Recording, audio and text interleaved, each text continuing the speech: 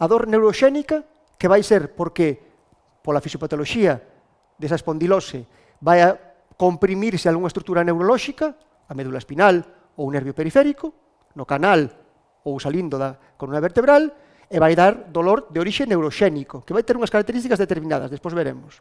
Ou dolor de características mecánicas, que é porque esa estrutura, esa columna, ten unha inestabilidade debida a ese desgaste, inestabilidade, esa inestabilidade provoca sobrecargas en diferentes estruturas e doe. E doe de maneira diferente que si estuvera unha estrutura neurolóxica comprimida. Entón, son, acordades destas dúas posibilidades de orixe da dor, porque isto é clave para entender a patoloxía de columna. Un dor neuroxénico por compresións de estruturas neurolóxicas e un dor mecánico por inestabilidade dos segmentos, por esa artrose, por esa degeneración. Vale?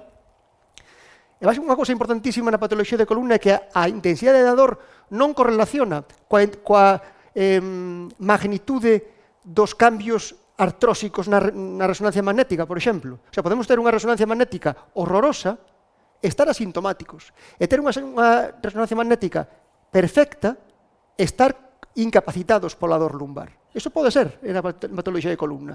E non é... Os pacientes enfádanse con este tipo de cuestións. Pero como que non que teño unha resonancia perfecta? Se non estou incapacitado. E de alguna forma, teñen que saber que iso pode ser perfectamente. E é que iso non quere decir que se esteñan inventando a patoloxía. Pode doer moito sin haber alteracións na resonancia. Iso é normal.